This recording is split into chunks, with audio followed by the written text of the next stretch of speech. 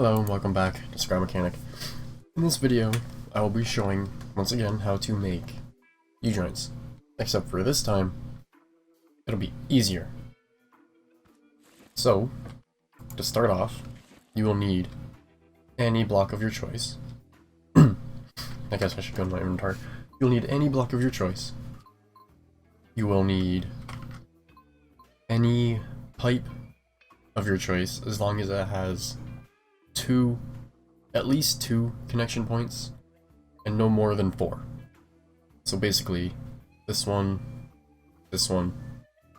and this one. Because with this one, the one nub will most likely get in the way. And then same with this one.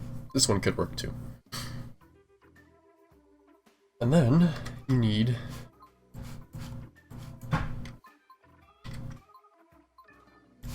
these 2 plates.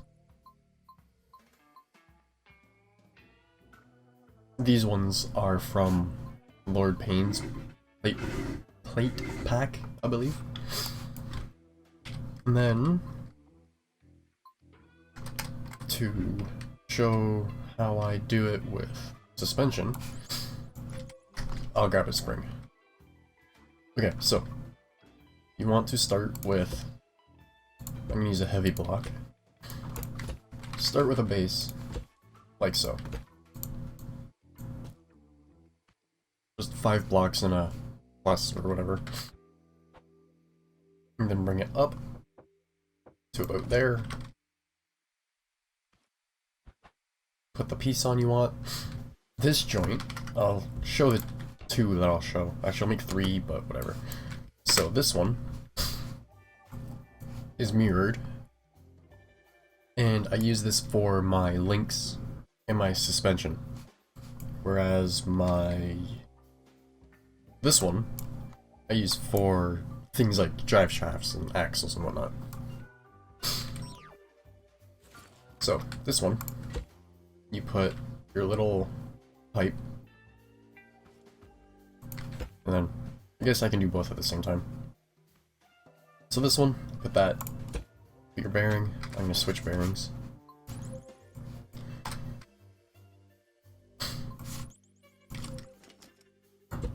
There we go. Pick your bearing. Plate. Make sure it is not on the lift. Let's just leave our lift right there. No lift. Just put your bearing on, and then a plate, and then another plate. I made this a little too high. But there we go. You want your plate to go on the inside of this one, not the outside. Because if it's on the outside, it will go that way. You want it up. And then the same on this side. On this one. You take a plate that's facing the right way. Like that. And then go up. Except for this time you're going to use this flat one, the big one. And then like that. And then you do the same on this side.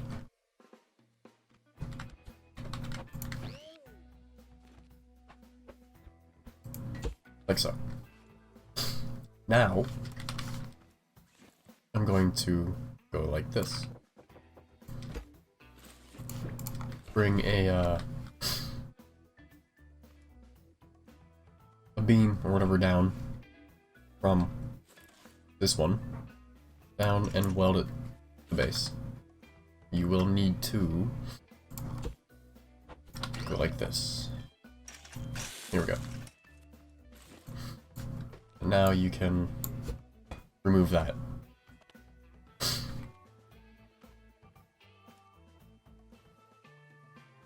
And grab a hammer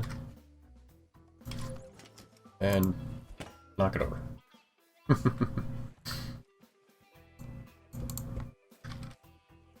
And then weld it back on. Now we can attach to this side. So you do the same thing. over here. Like that. And there you go. That is a simple, small one. Much easier than how I used to do it. And hopefully that was okay to follow. I'll do it again, slowly, without talking.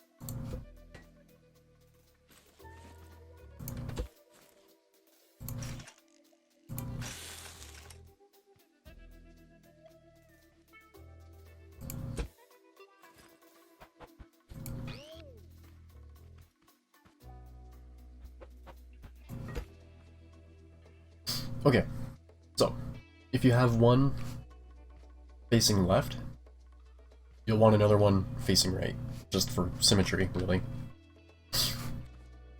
And then finish this one. You just throw that on there. And now that one's done. Simple. But I'll show this one again too. My nose would stop being all stuffy.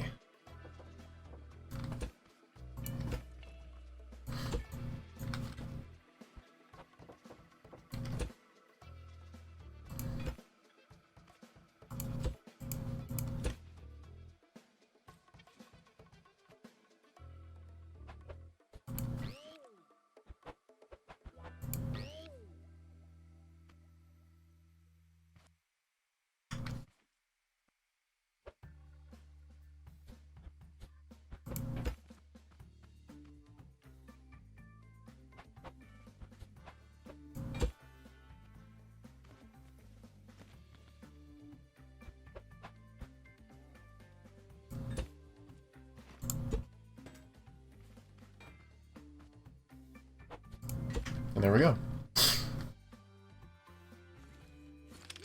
Now, to do a vanilla U-joint is much easier, as I will demonstrate. So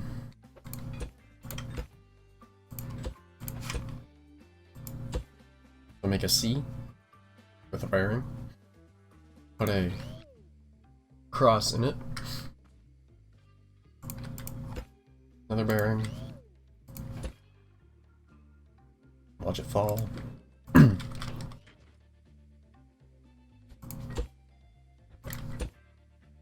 there you go, vanilla U-joint. Super simple. I like these because they're smaller, much smaller. Now, the way I do it on my suspension, as you can see, I've got one on the bottom, one on the top, and then the same with the back. On the bottom, and on the top. Except for the rear has a little bit more movement.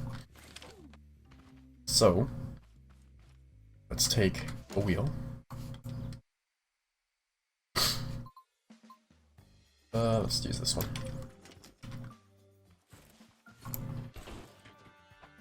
I'll make a base just to show it with. Okay, so what I did, or what I do, I should say, is I take a T, and then I put plate on the bottom, like so.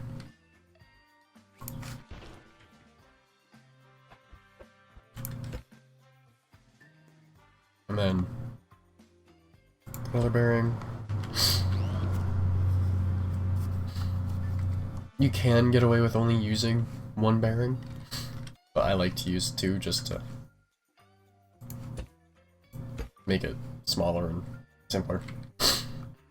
Okay, now we take this angled piece from Lord Bane's angled pipes and put it there. Now you take pipe, let's go like this.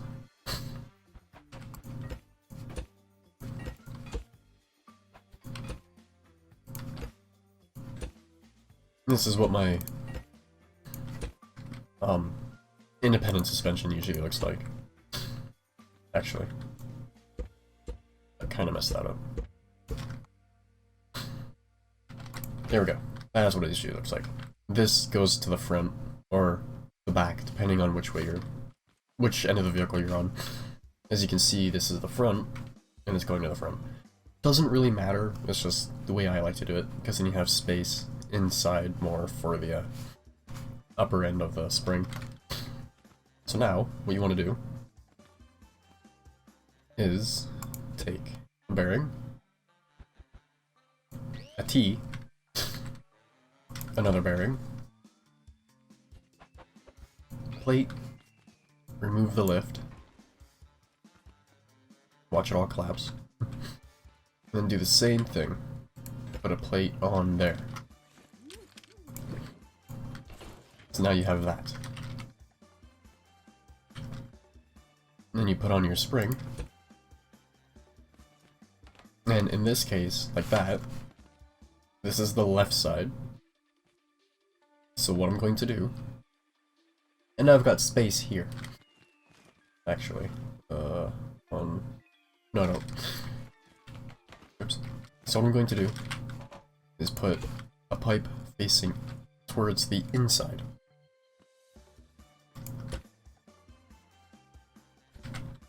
Put a plate, remove the lift, watch it bounce around.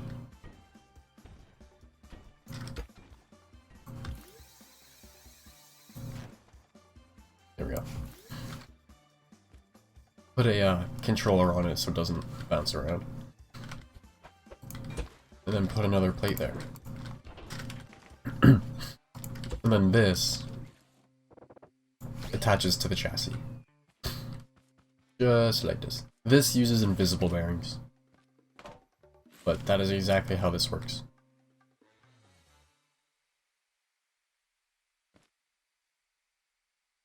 Usually, you want the, in this case, the R, how do I get my words to work? Okay, so, if you have words that work, I just need to figure out how to get the words to come out properly.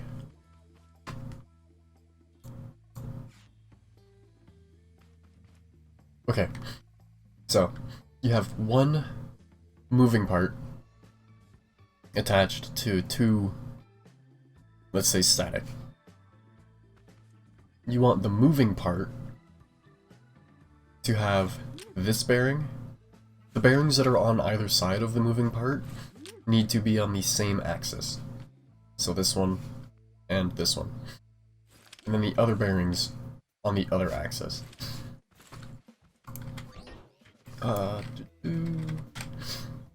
This will help.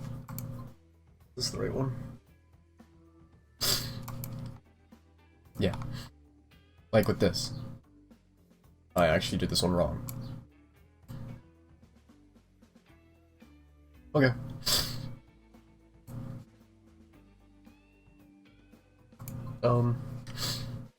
Where's the YouTube Jeep? This one. There we go, this one's done right. So you can see with this, the drag link and the panhard bar both have these plates going the same way on either end. And that helps with binding and whatnot.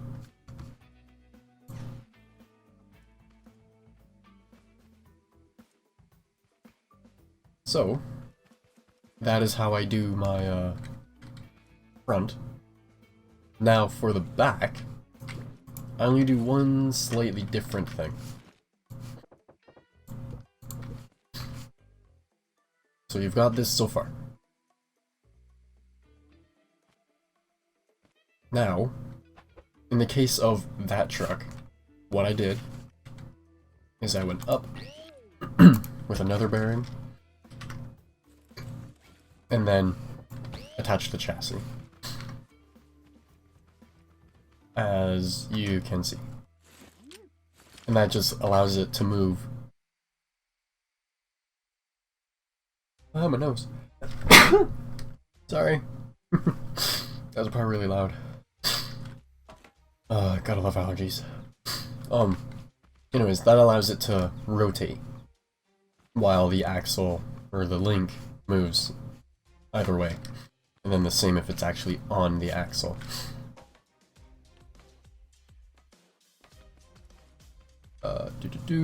As I said before, you can use this pipe also. I'll lift up the front so you can actually see it. You can use this pipe.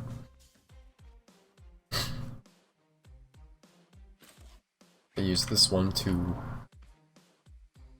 make it so I could have a link, the axle, and a spring all on the one joint.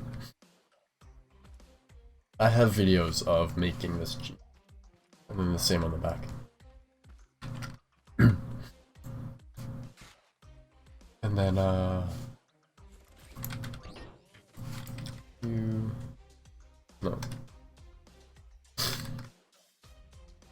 Dash? Oh. I don't know. I used to have those saved, I guess I don't have them anymore. Yeah, that is how you make my U-joints that I use. Like I said, I recommend using this one for your links and whatnot, because it is smaller. Kinda like this. And back here. On the axle side, you only need these two bearings. And then on the chassis side, you'll need another one. At least that's how I do it.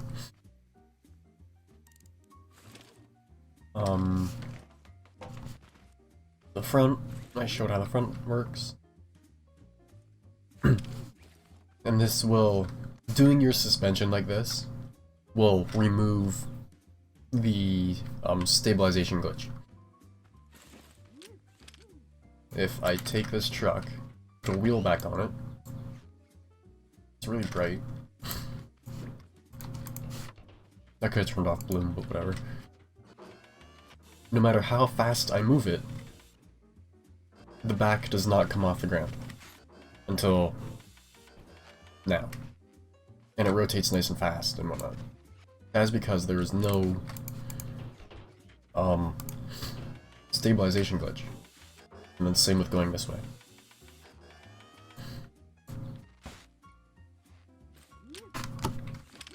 So yeah, I guess that's it. Hopefully this helped.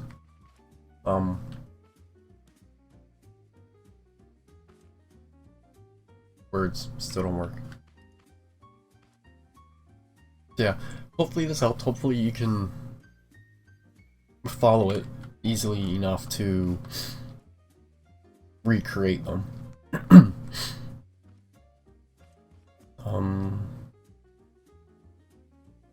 Yeah, I guess that's it.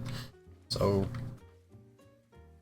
as I said, I hope this helped, and thanks for watching.